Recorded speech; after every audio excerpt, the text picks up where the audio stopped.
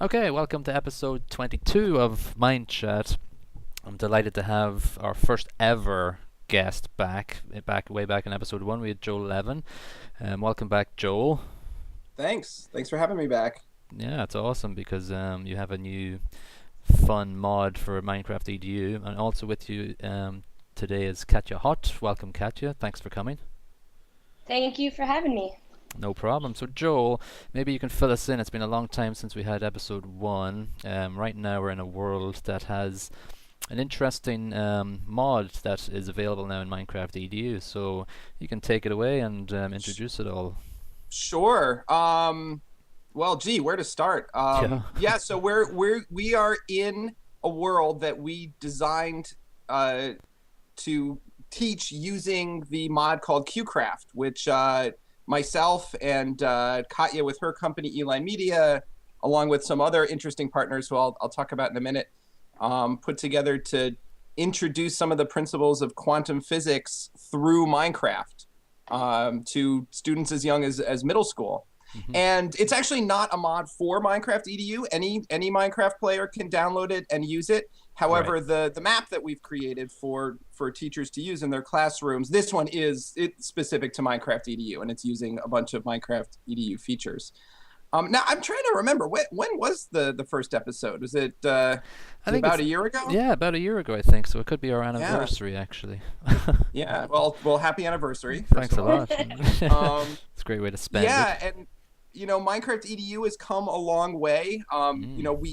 We first put out the software in a beta state, and I don't know. I guess somewhere along the way we stopped calling it a beta and just just raging ahead with development. Yeah. We've very recently kind of added some of my final big wish list items for Minecraft EDU, which when you were getting set up to do this map, to play on this map, you experienced. You were able to, we have an auto updater to just smooth things out. We have our own way to host mods.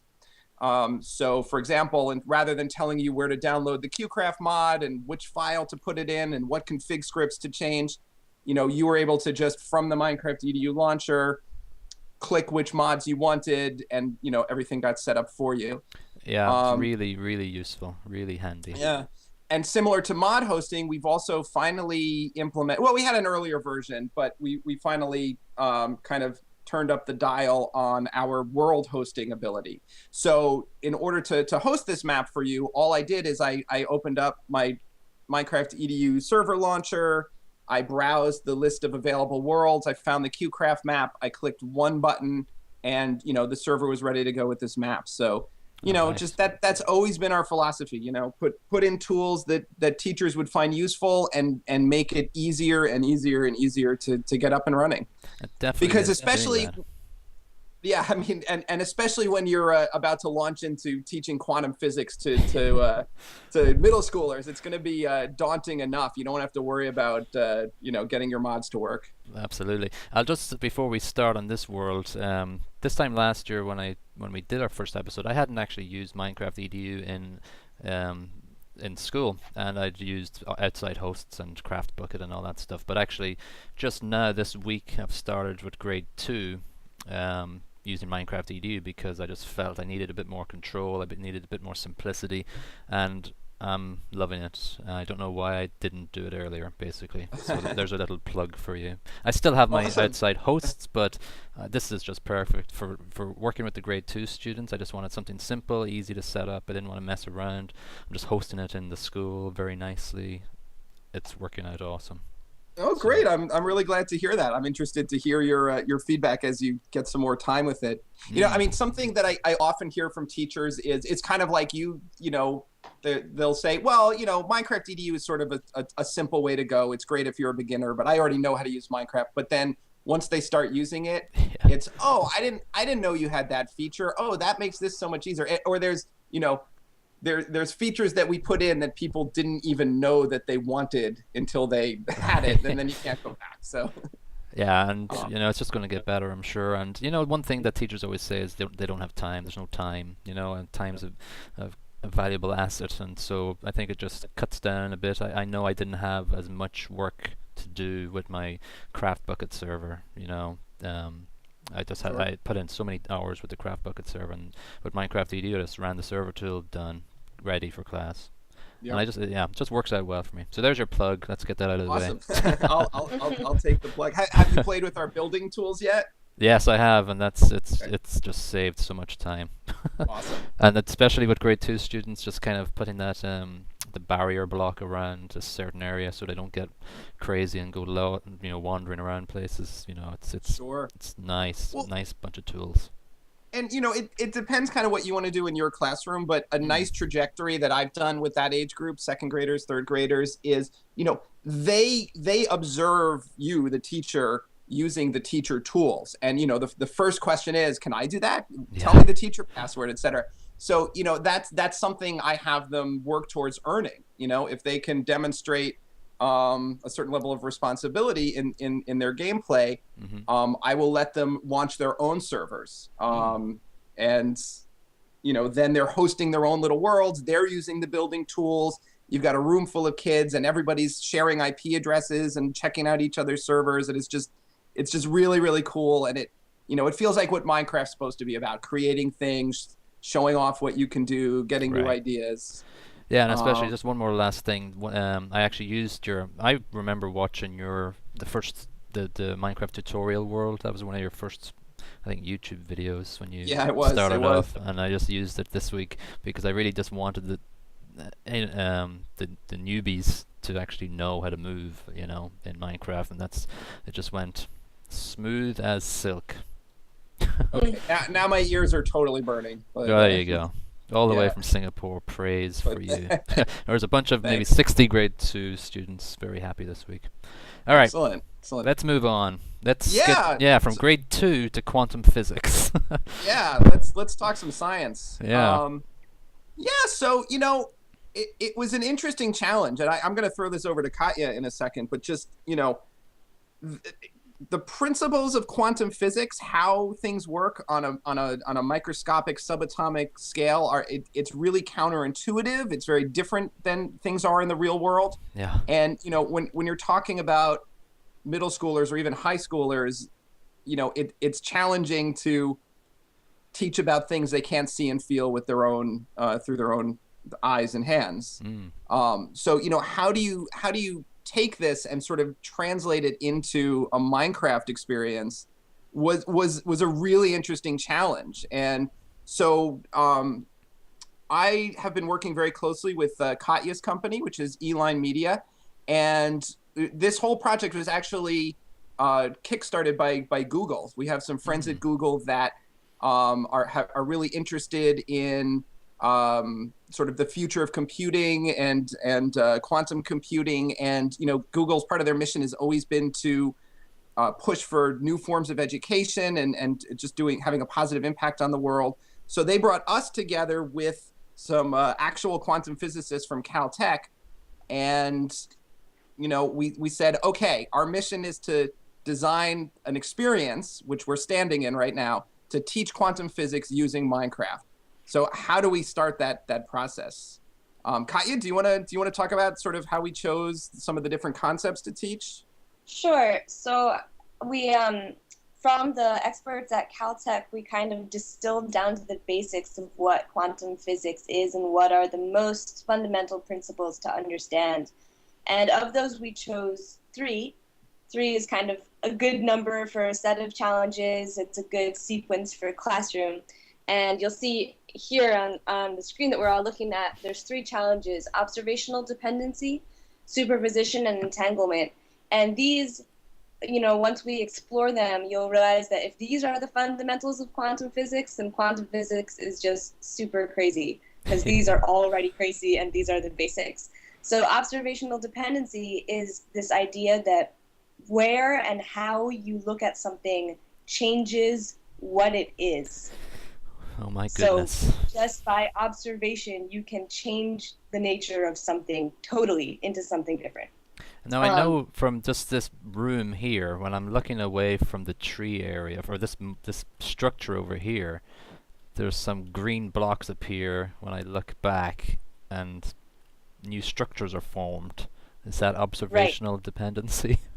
That is part of it, yes. And the reason why we're standing in this room, this lobby right now, where there's all kinds of things changing that you might see kind of out of the corner of your eye, is Yeah. to start to get students thinking, what is going on right now? This is obviously not normal Minecraft. There's weird, like, twitchy, green flashing blocks, and then things appear and disappear. Right. So this is the beginning of thinking about making stuff change what it is, what type of block it is, just by observing it. Right, and it's immediately challenging some assumptions of what they know about Minecraft. You know, things are behaving counterintuitively to how things are supposed to in Minecraft, just like they do in the real world. Right. And then, you know, so as we move through challenges 1, 2, and 3, which we should probably dive into, Right. you know, we actually, you start to kind of get at the mechanics of how it works in the Minecraft world. So let's just sort of experience it as we would as a class. Okay. So actually, this isn't quite, you know, so we made a pretty robust curriculum guide, and there's some videos to go along with this too. So, you know, before a class is at this point, you've sort of sat and you've sort of been introduced to like kind of very, very tiny taste introduction to quantum physics. But then you are dumped in this world where you see kind of the Minecraft interpretation of those physical laws, which are, it's not going to be a simulation of the real world. It's going to be the Minecraft version. So let's see if you can kind of figure out what's going on. And Katya and I need to sort of be careful about where we're looking while you're doing that. Okay, so it's a very much teamwork effort. Kind of. Oh yes, this map is nearly impossible to complete by yourself. All right, it's very Portal 2. It's Yeah, definitely. which is great. All right, so I'm gonna go over here. You're in position. Turn around.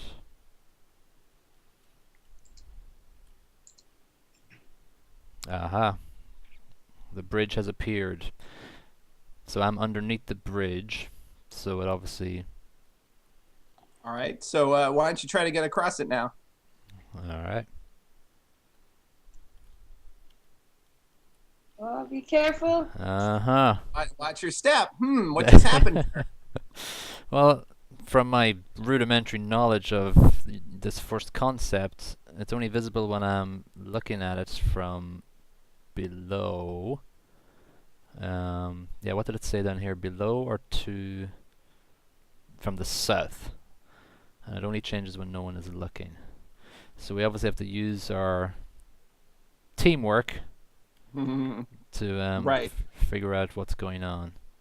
Now you'll notice that Katya and I have put on some pretty hip eyewear here. Nice. Yeah. So we're actually wearing anti-observation goggles.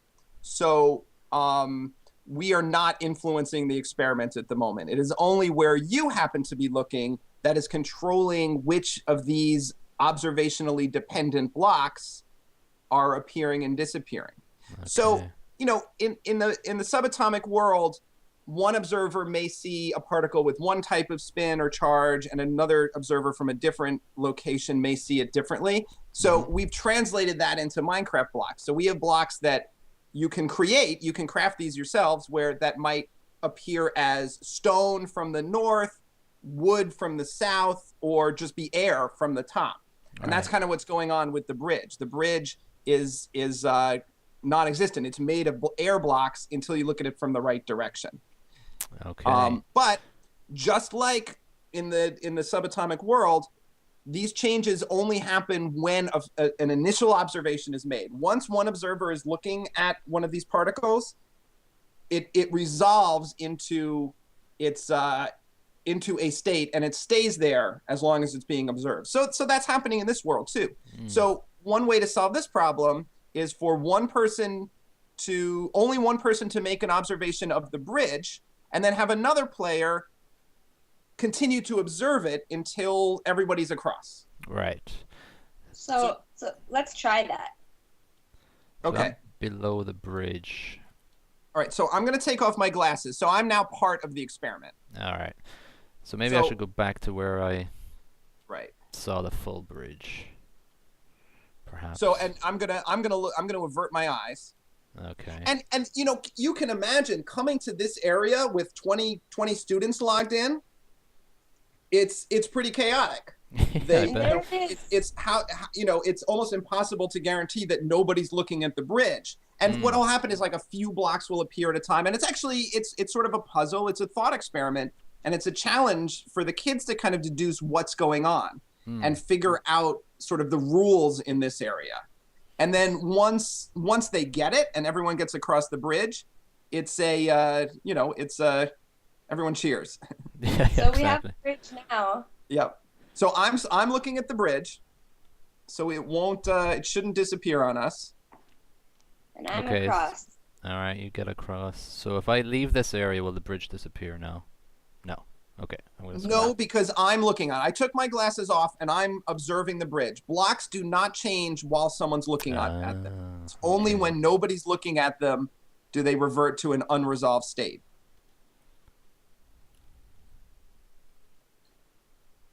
All right.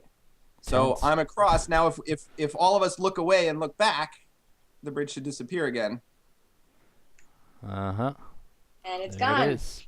Yep, and we all made it across. That's a great little introduction activity there. That's really cool. Yep. Excuse me. And then you head back So out. in this map, we kind of have for each of the fundamentals, we have a little introduction, little beginning puzzle, and then we have a more complex challenge. So each principle has two little challenges. So we've completed the first one for observational dependency, and we're about to go into the more complex observational dependency challenge. All right, let's give So, it a go. are we ready?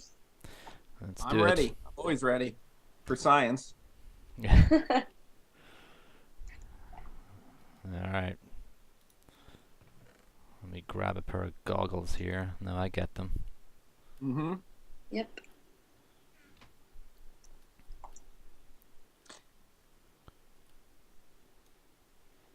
So one thing that is tricky about navigating this with a full class of students is making sure that they look around for these markers. So if we see the floor here has this purple and black checkered pattern, that means that you should be inside there with your goggles on, unless you are the person who is outside causing observations for the challenge. And, you know, kids in Minecraft love to run around and just explore and look at whatever they want. So Right. getting them to really notice the world around them and what clues it's giving them about solving the puzzle is, it changes the way they think about playing Minecraft a little bit. All right, I'm coming through.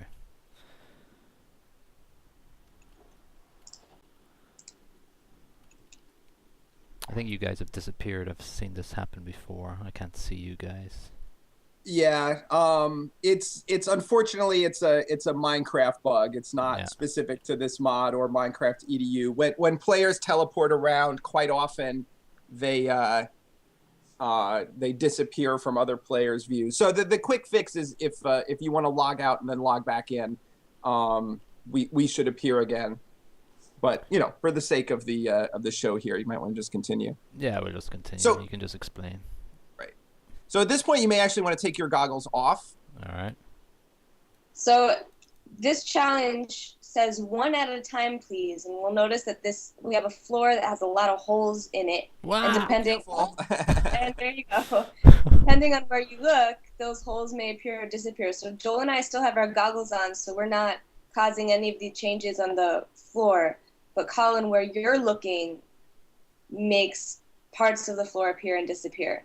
So That's remember that if you're observing something, if you're looking right at it, it's not going to change.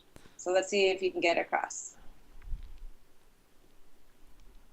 Okay.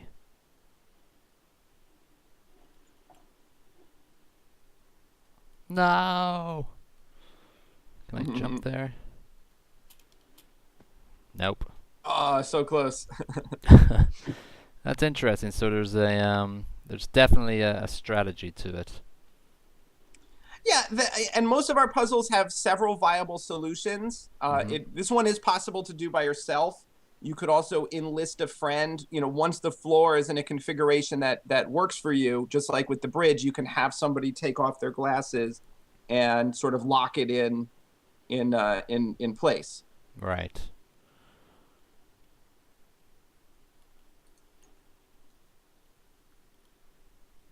So that platform, you shouldn't have to jump. Yeah. The blocks didn't come back. So I took off my glasses now so I could lock in that floor that you just observed by the ladder. Okay. So maybe the That'll two of us work. can do it.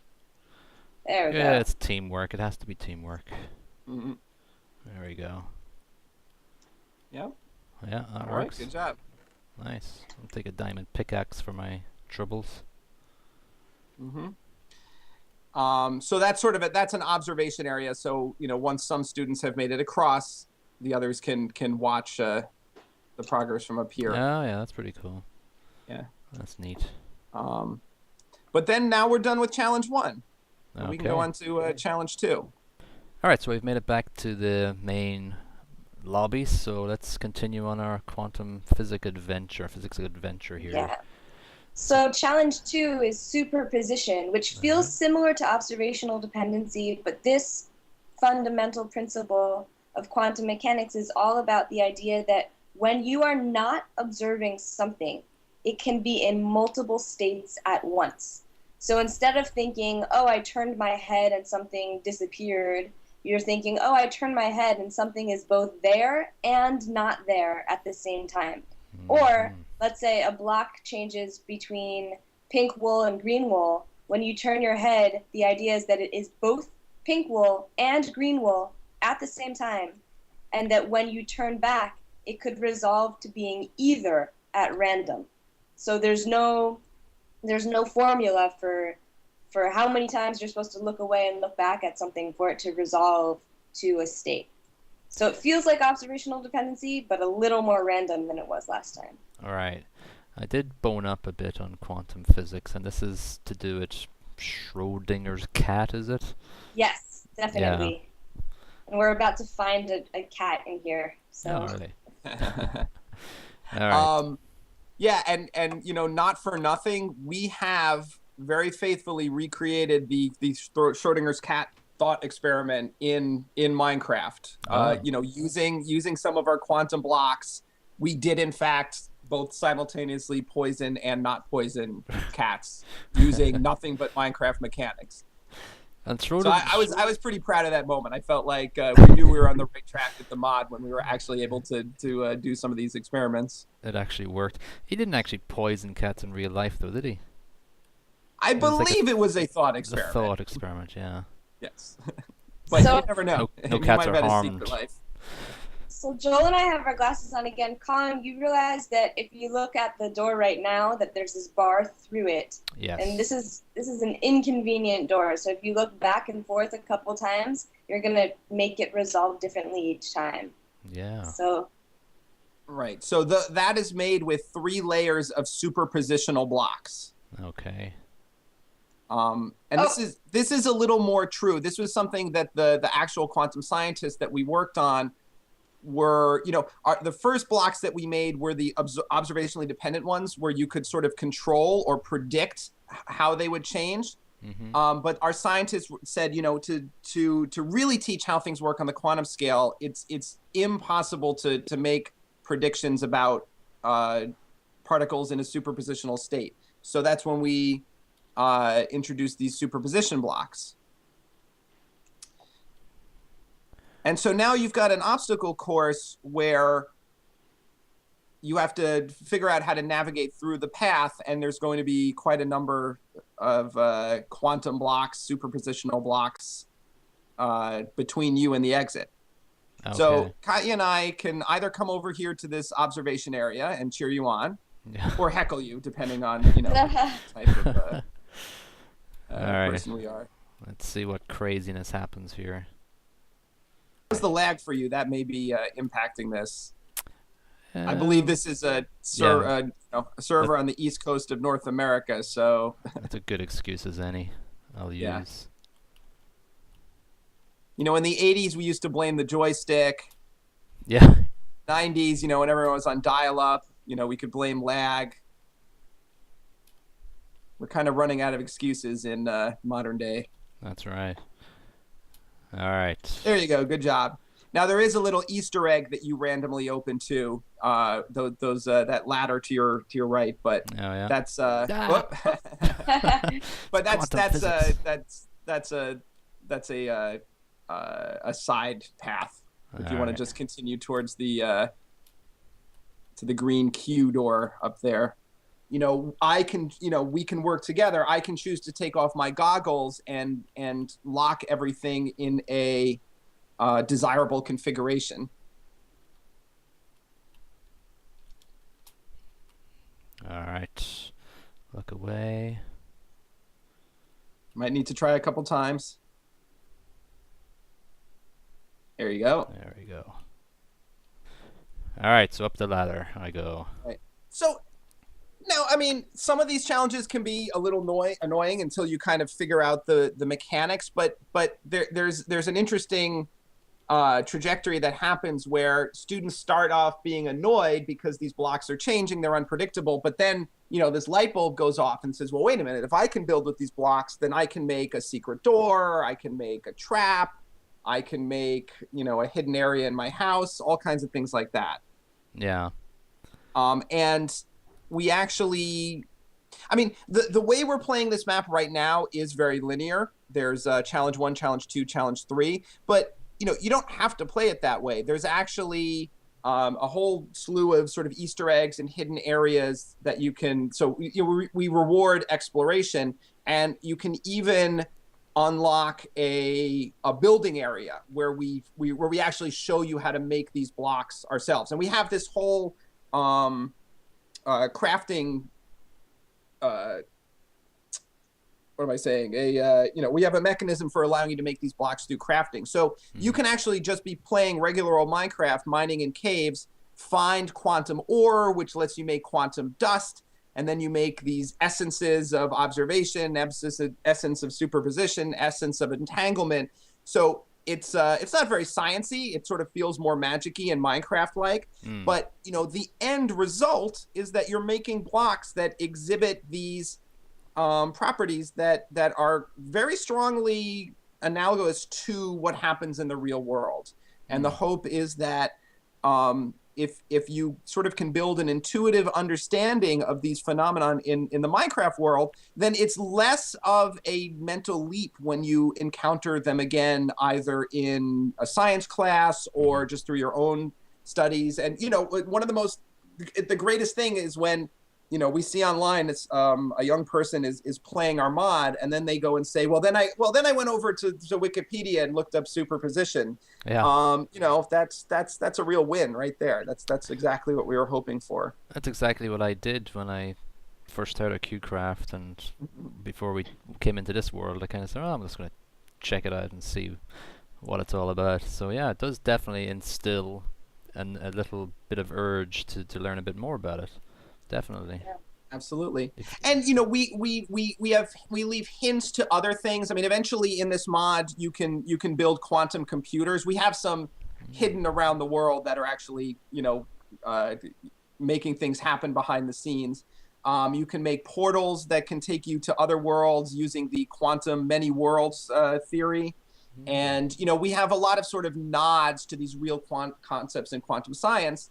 Again, sort of translated into useful or fun Minecraft mechanics, but, hopefully they spur curiosity about the real science. Absolutely. So do we have time for challenge 3, or should we leave that as as a tease for people to try this themselves? Let's have a quick look. Maybe there's like a simple one, and then there's like more complicated experiment. Sure. Yeah. Let's do the simple one. We can look at the beginning. So challenge 3 is about entanglement, which is the idea that, or the principle that multiple blocks in Minecraft or particles in the world can be entangled, meaning that if you do something that affects one of them, the other one will be affected immediately at the same time, even if it is not in the same location. It could be super far away. So if you change the charge on a particle by observing it, its entangled pair will also change. So how that looks in Minecraft or in QCraft is that some blocks are entangled. So if you observe one block, its entangled partner will also change even if you didn't observe the entangled partner. So here's our beginning challenge. Alrighty. Let's see if you can open up this door. This block is entangled with the blocks that make the door. So am I... Oh, there we go.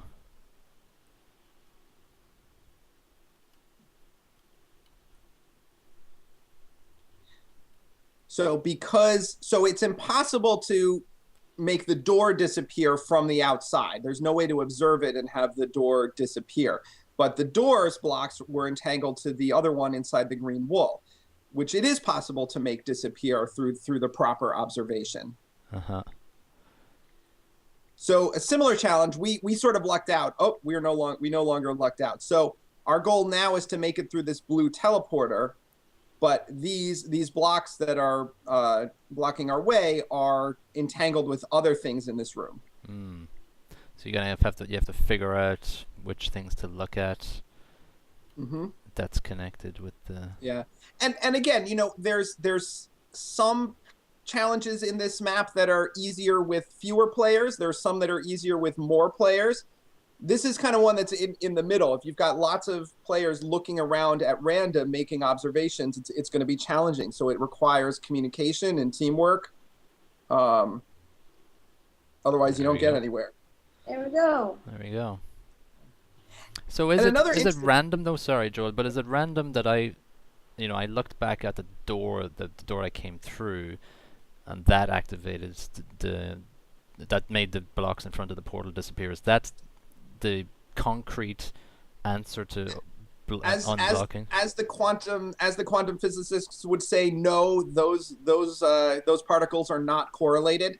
Right. The door does not affect the blocks, the obstacles to the teleporter. It was the giant kitty cat and the giant pumpkin. The orange blocks of the pumpkin control or are entangled with the orange blocks, the orange obstacle blocks, and the black cat blocks are entangled with the black obstacle blocks. Okay, got it. And this is hard stuff to talk about, I mean, just, it's you got to get the terminology down, and even so, it's very mind-bending. But that's the point, Take this stuff that is hard, even for adult scientists to build an intuitive understanding with, and put it in a familiar environment like Minecraft, where kids are used to being challenged and are used to exploring and trying different things. It's really a great marriage between the two things, basically. Minecraft, quantum physics. It's the blocks that have been edited to be the quantum blocks. It just makes a lot of sense. Quantum physics doesn't make a lot of sense, but it does. The mod does. And our goal has always been to make these blocks useful and fun to Minecraft players. So, even if you're not experiencing this in a classroom, we got QCraft included with some of the most popular mod packs, including some of the FTB mod packs and the Hexit mod packs and the Tekkit packs.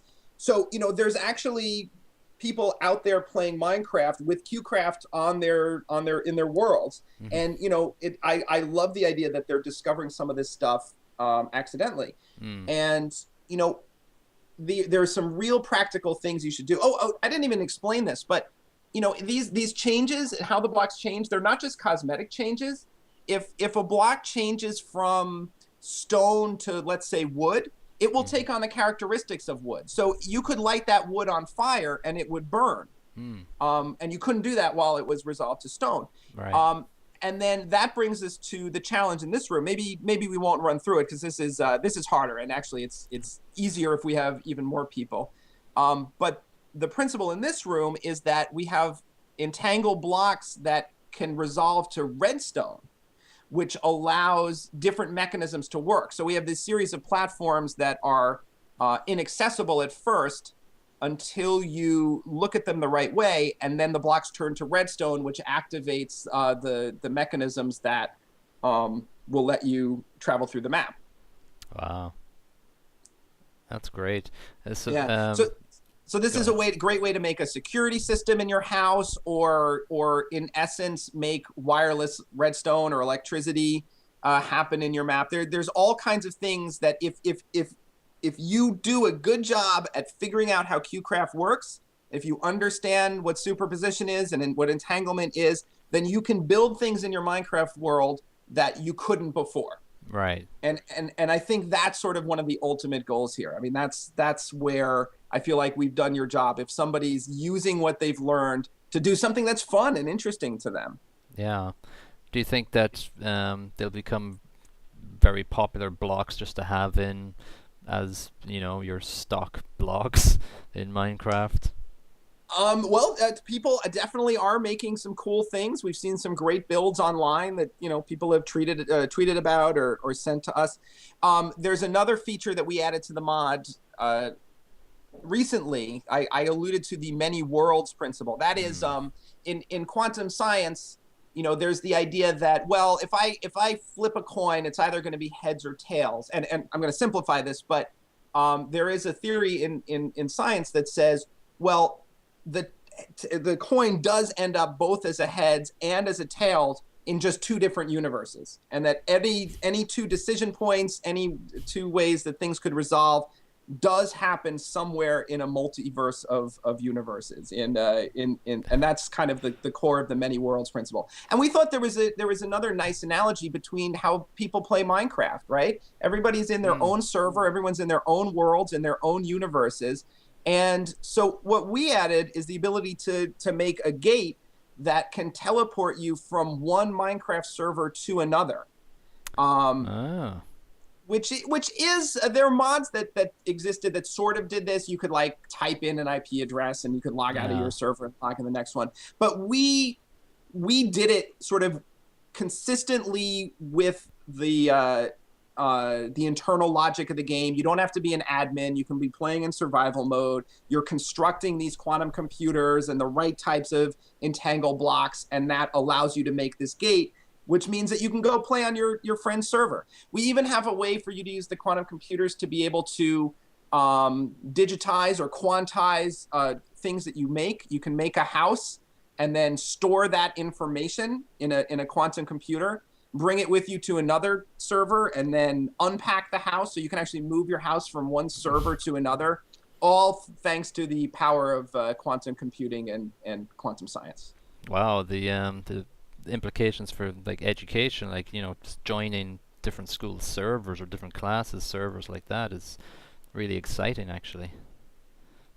Right. So, you know, we I think you're getting kind of what we were hoping the trajectory of this is, you know. Yeah. You know, these are science themed features, but you know, it's things that we actually hope that teachers and schools and just regular players at home would want to use. Well, my brain's fried. All but right. it's absolutely fantastic. Yeah, high five. Yeah. High five.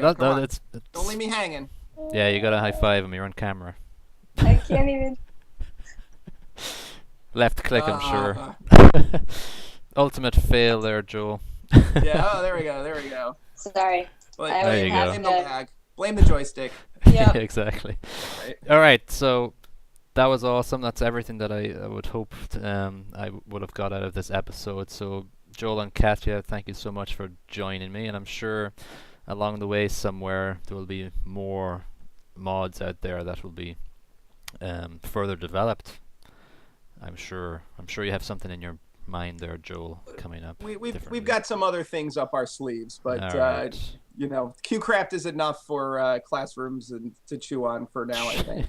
It So, sure is. You know, QCraft.org is the address if you want to get started learning about QCraft and getting it going in your own classroom. And I'll put the link to the curriculum document as well in the video description, because that looks awesome. I had a quick look through that, and it actually really is very kind of really simple and a nice little introduction to teachers to just, you know, get started with the actual QCraft world. It's pretty cool. It's nice to look at too. Very nicely designed. Yep. All right, guys. That was mostly Katya's hard work putting that together. Yep. Good job, Thank Katya. Thanks, Con. All right, Katya and Thanks Joel. for having us. Yeah, thanks Yes, so thank much you for, very much. having us. Hopefully it won't be another year, that we talk to each other again on Mindchat. No, let's do it again sooner. Yeah. All right. All the best. All right, take care. Okay, that's the end of episode 22. We'll see you the next time on Mindchat. See ya.